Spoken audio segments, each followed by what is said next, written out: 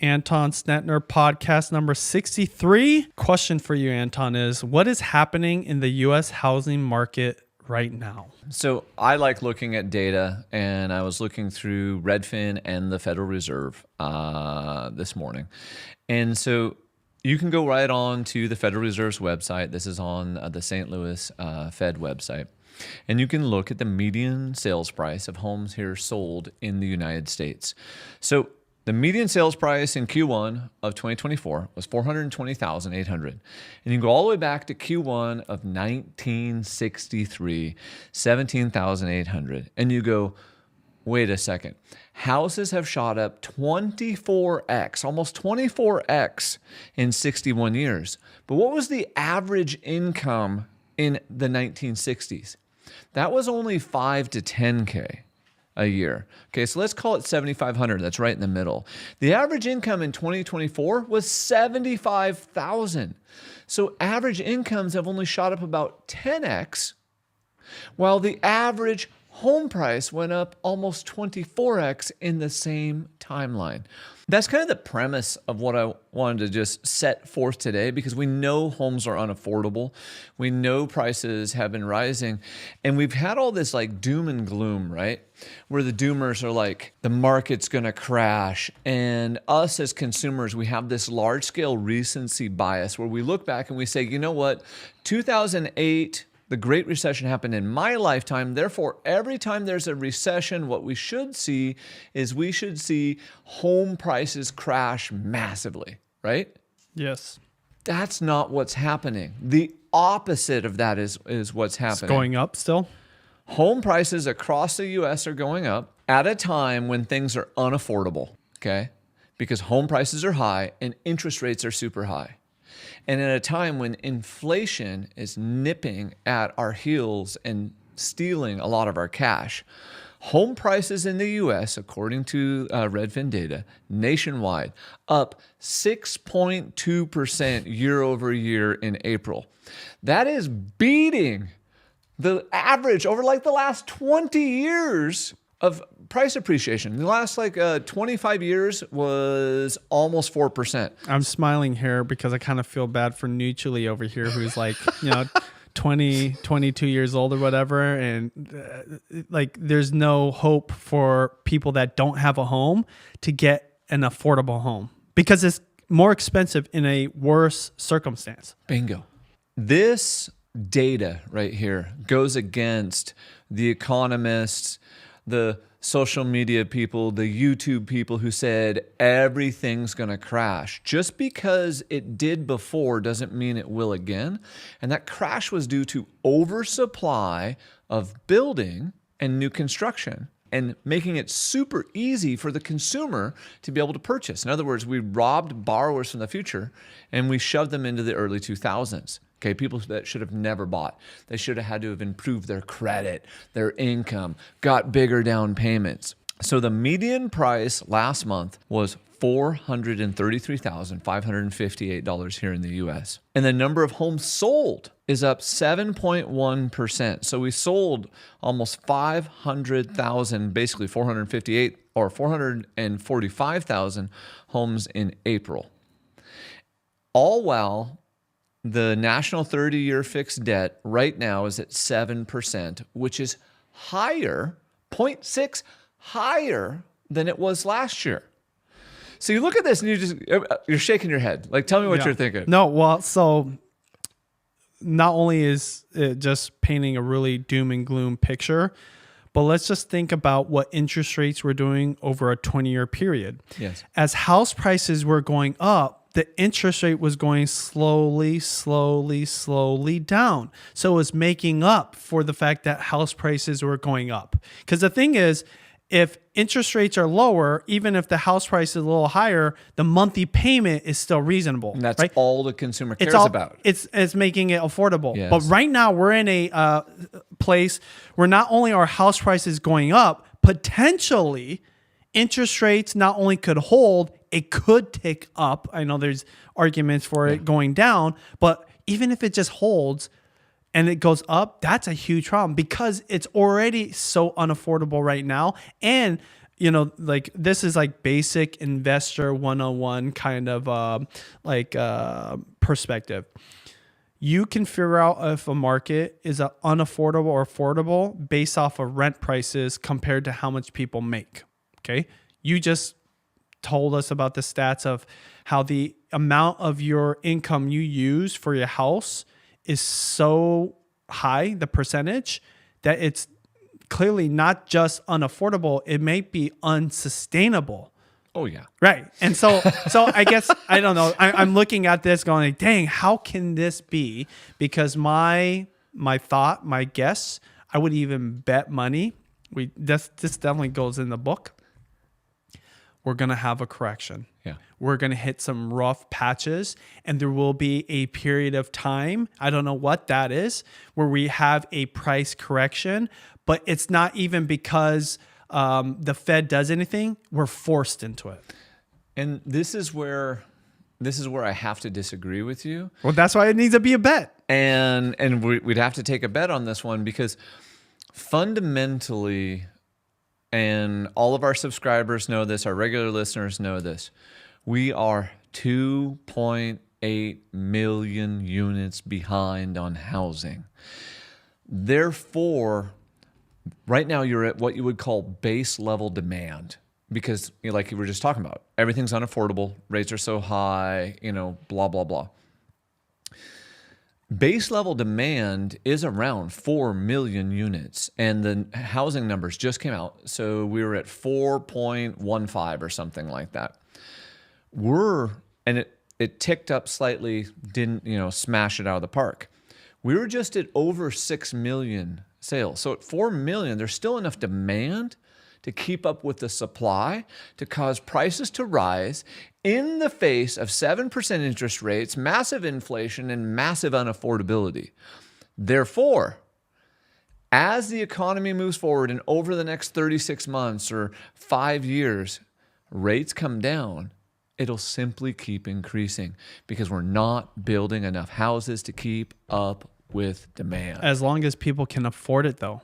Because at one point, wouldn't you agree that people won't be able to afford it, and the only people that can afford it are people with lots of money? But even them, at one point, like after you buy your house, you can't afford more. So then it's the investors or the rich people that buy it, right? Well, 100%, but somebody will. So when there's a lack of a commodity and the demand is there to maintain prices in the face of the headwinds that we are talking about, and we're bouncing in and out of a recession or in a K-shaped recovery or a rolling recession, whatever we want to call it there. If we're in this right now and house prices haven't changed and they're going up faster than average, why would they go down? See, everyone gives me an emotional response about why they would go down. It's a gut feeling for me. It's a gut feeling. Bingo. They can't show me in the math where it's going to go down. Every price drop previously has had something that caused it to happen. Okay? You're so far behind. This is why politicians, everyone get it wrong. They look at the problem and they always want to help the demand side. They're like, let's give them money, a first-time homebuyer credit. Oh, let's do this, let's do that. The problem is we need to build more houses. And until we build more houses, prices are going up. And I'm really maybe like tuned up about this morning.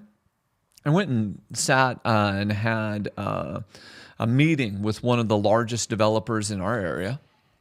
And I talked to him about what he's doing with his projects. And he just sold a bunch of his projects because he got dollar amounts for them that he felt was too high. So he said, great, I'm a seller.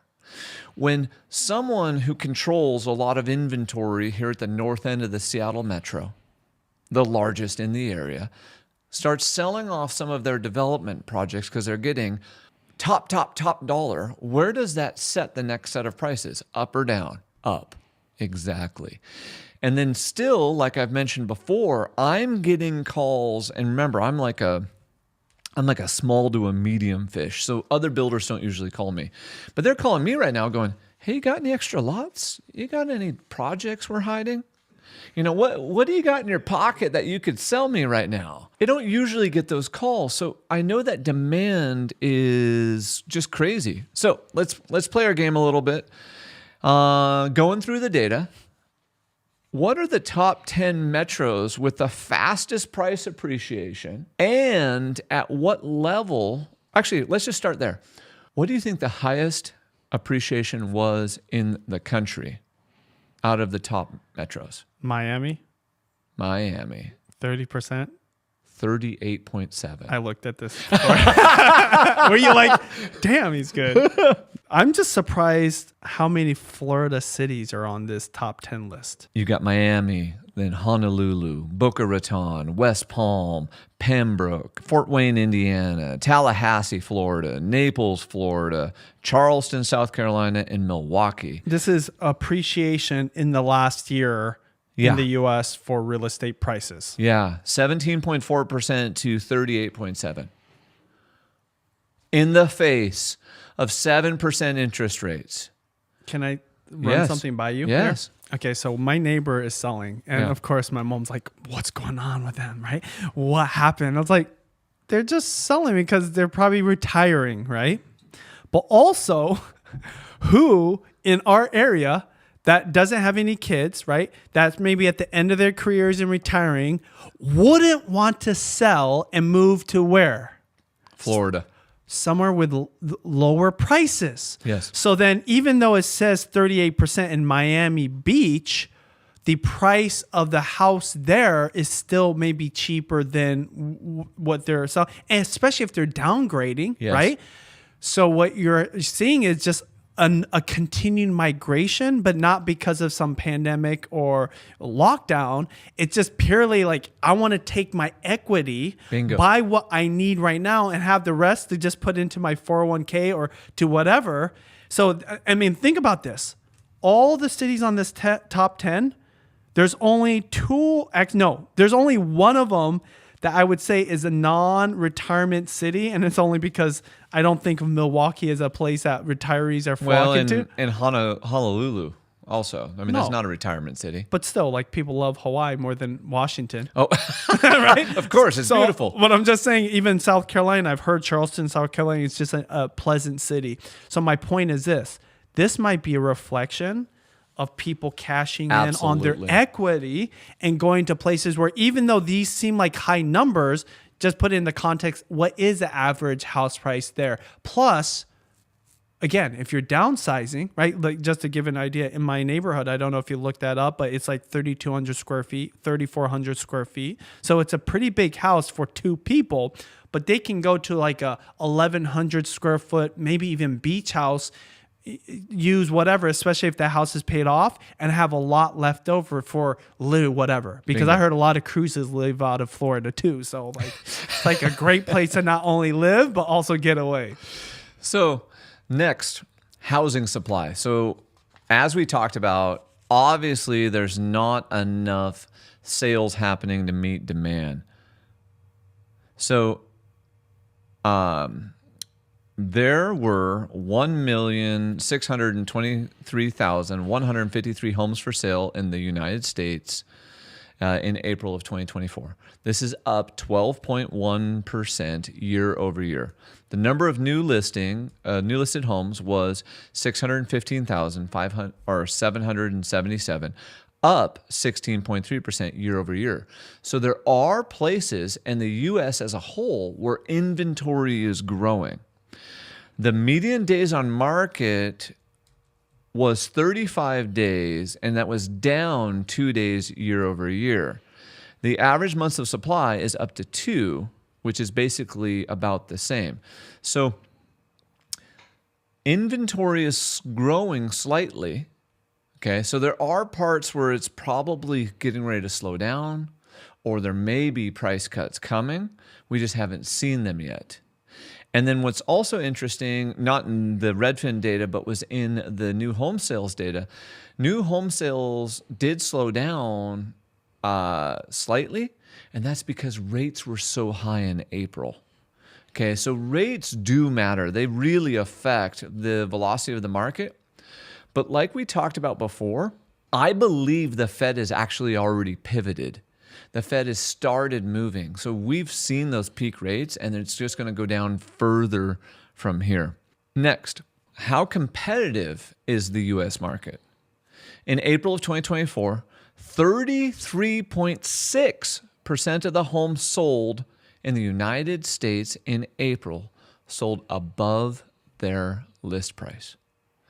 1 in 3 was in a bidding war. At 7% interest rates, the worst affordability since the 1970s, and high inflation rates. There were only 17.4% of the homes had a price drop, which is up, from 12% last year. And the average list to sales price ratio was 99.7%. So would you say the homes with price drops and that being up is a result of maybe people getting kind of greedy? It could be all the above, right? So it could be the supply is growing slightly, and it could be people are pricing ahead of the market and then had to drop their price. But there's always a good portion of the market that has a price drop, because one of two things happens. One, the agent is uneducated and they can't clearly understand the market. Or two, the seller is unreasonable in their actual price and they price ahead of the market, then have to drop to catch up with the market. What I really want to go to with this demand, though, and the supply part here is that supply is still extremely low across most of the U.S., even though slightly rising. And that demand is very high because 1 in 3 homes had a bidding war. So why are prices not falling? Because demand exceeds supply. At what point will demand not exceed supply? The data says at no point in the near future. Therefore, if I'm an investor or I'm a home buyer, I should be thinking, well, I got to go buy my piece of the supply because prices are going to continue to go up. That's what I want people to understand. We may not like the pricing, but see, that's an emotional response to the data. And the internet, the algorithms, they reward the negative talk because it causes the emotion. It creates that time on platform like you talk about in your podcast. It creates that audience retention because they're fearful. This is audience truth, though. We're telling truth right now. This is real data. You can't argue with the real data. What they're doing is they're trying to hide things from you and keep you on longer so they can sell you ads. So don't flip to the next page. Man. Top 10 most competitive cities in the United States. Where do you think they're at? Competitive as in the ones that have the most demand? Most demand, most bidding wars. Okay. Things like that. San Diego? Oh, you're so close. Okay. San Jose, number 1. Sacramento, number 2. Yeah. Richmond, Virginia, 3. Alexandria, Virginia, 4. Our hood? Seattle, number 5. And we're feeling that right here in the Seattle metro right now. Everything's a bidding war. I talked to one of my good friends yesterday, and I called her about a development project. It's a townhome project. I'm out hunting for some of our people and maybe some of our investors right now. When I talked with her, I said, what are you seeing and what are you feeling here in the Seattle metro? She said, buyers are getting beat up. I said, how many offers have you made for one of your buyers lately? She goes, I have a buyer that's lost out 3 times in a row in bidding wars in the last 30 days. They are now to the point where they would just buy anything, and I'm telling them, no, don't buy just anything. Wait, we'll get the right one. This is a really good agent. She knows what she's doing. She knows the market. And some of her clients are still losing. I said, well, do you have any prospects? She said, I think we're going to get this 4th one, even though we're not the best offer. I said, how are you going to get it? She said, they just liked my clients. So sometimes it's just the good old-fashioned human connection where they're going to win now. But understand that there are markets like here in the Seattle Metro that are so competitive, you have to be prepared to be in a bidding war. You have to be prepared to go above and beyond, to waive contingencies, to put down additional earnest money, and pay a higher price. Or you've got to find a way to go purchase that property off the market in a non-competitive environment by working with an awesome real estate broker who plays in that space. So let's go to where you were kind of hinting at this. Like, where are people moving to? Where are they moving from? Is there a list that you don't want me to look? We got a list. Don't look at it? It's on the next page. You can't look. Okay, but you want me to guess? So I want to give you the states. Okay. Okay. So what's interesting was when Redfin dug through their data, 24% of home buyers searched to move to a different metro. That's 1 in 4. That's still really high. Before COVID, we didn't have this level of migration where people would just pick up and move somewhere. COVID really caused that migration, this idea that I can just pick up and move my family again, to come back. So the top 5 states where home buyers searched were Florida, Arizona, North Carolina, South Carolina, and Tennessee. While the states that we searched from, okay, so we're thinking about leaving, California, California, New York, Illinois, Washington, and Massachusetts. Sad when Washington's on there. It is sad, but it goes, when you look at migration patterns, it goes to show you the state of business, of politics, of the work environment, and how families become more important and people are making sacrifices to be able to spend more time with their family and their loved ones. So yes, I don't like some of this, but part of it, like, it goes to my heart. It's like, man, maybe we should build a giant family compound and be able to just like be near the ones we love. Okay, so what metro do you think that are the top 10 areas that people move to? That people move to? Well, Yep. we definitely know Miami is up there. From February of 24 to April of 24.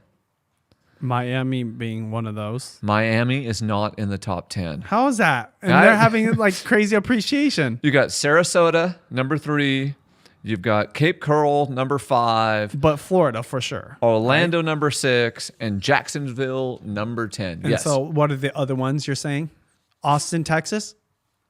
Phoenix, Arizona, number 1. Whoa. 6,200 people left these other metros and moved to Phoenix, Arizona. Sacramento, California, number 2. That one really surprised me. Mm-hmm. Most of the time, no one wants to move anywhere in California. They're like, I need to get out. Number 4. Look at that one. Las Vegas, yeah.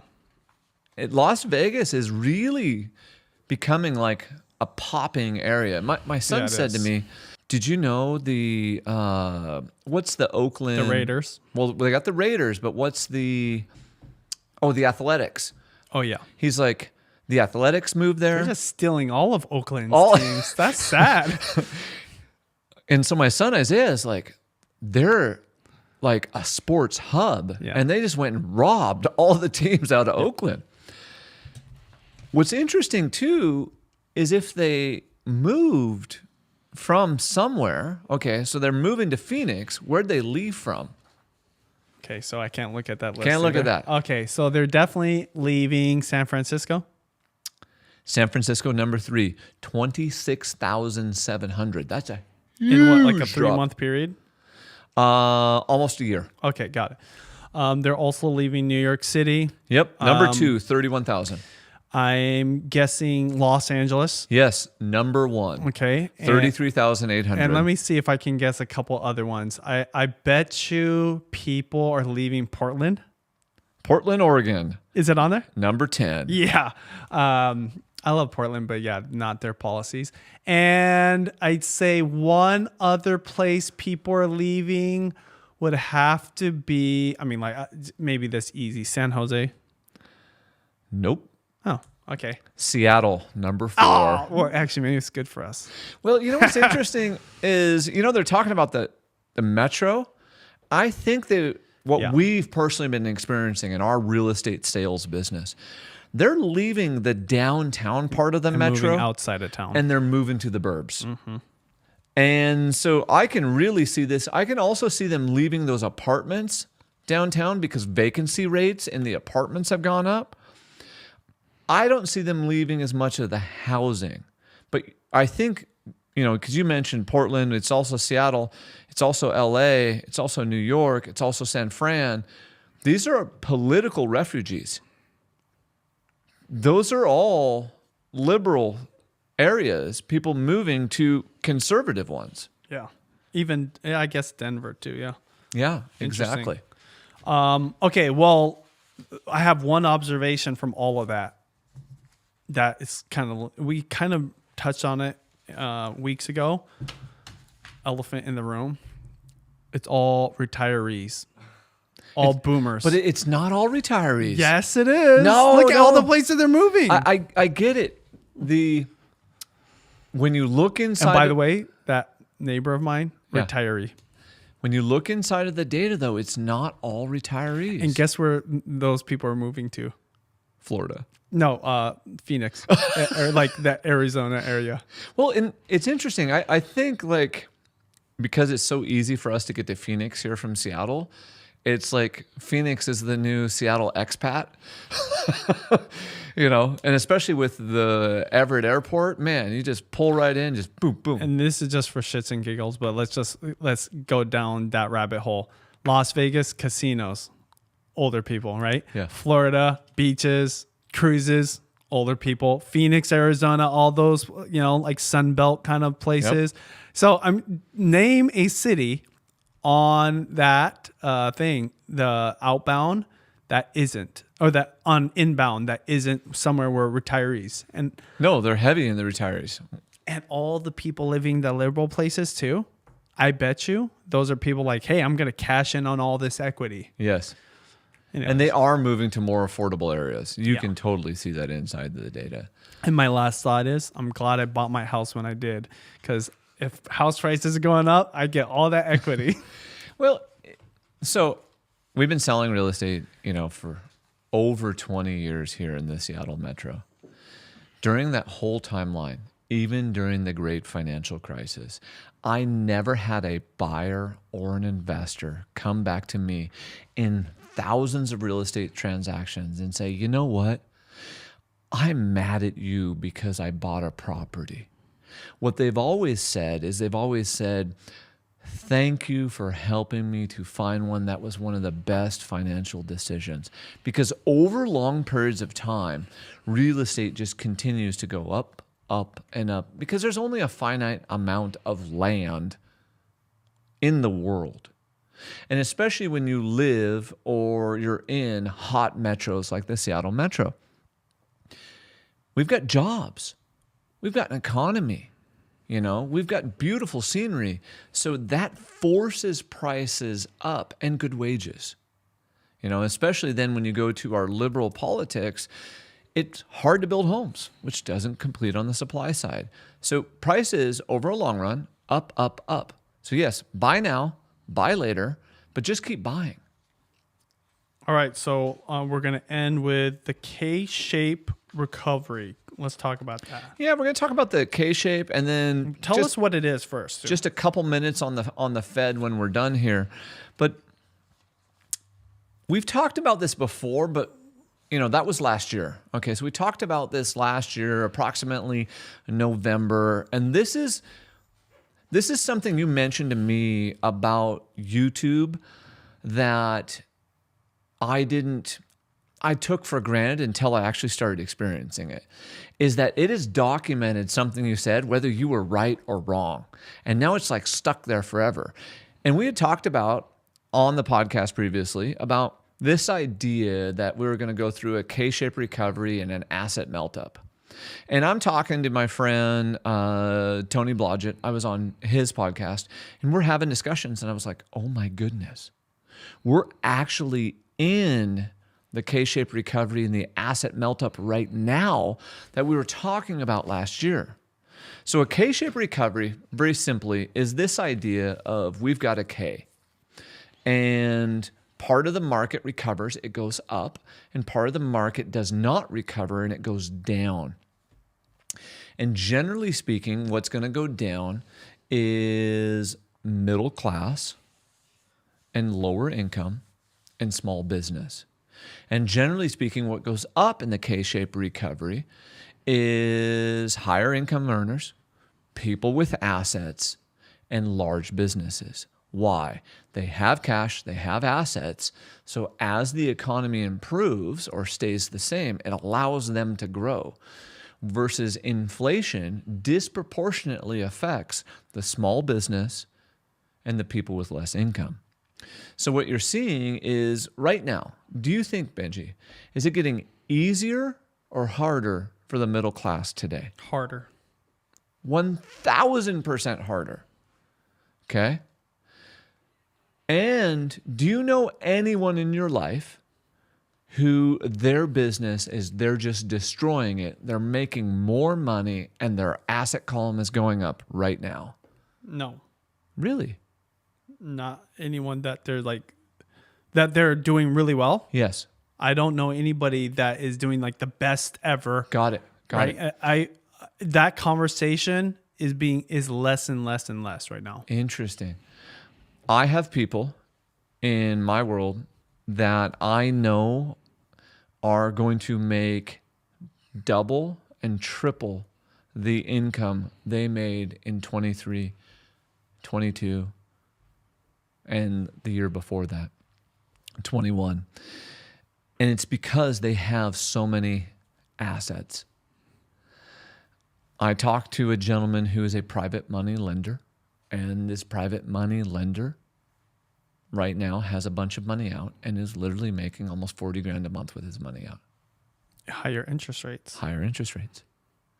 And I talked to another gentleman whose stock portfolio keeps growing and growing and growing, and he's destroying it. So what I'm seeing is what we're talking about is this K-shaped recovery. And if you go and look at businesses, we're in earnings season right now. Some of these businesses are just killing it on earnings, and some of the smaller ones are going down. So what I think is happening is we're in this rolling recession where it's working its way through different sectors of the economy. I think real estate already went through it, and we're starting to just push ourselves forward and out of it.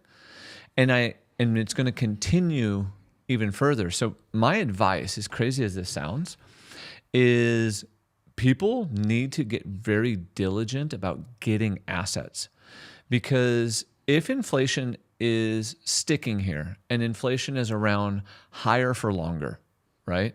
And the Fed has not been able to put inflation out, what is that doing to assets? Or does it mean they're going up, down, or sideways? Assets are stocks. Houses, right now they're going sideways, if not up. They're all going up. Yeah. So you can see this, and this is why right now it's like you need to be doing everything you can. Even if it's $100 a month, even if it's $1,000 a month, $10,000 a month, buying assets, because the assets protect you from the inflation.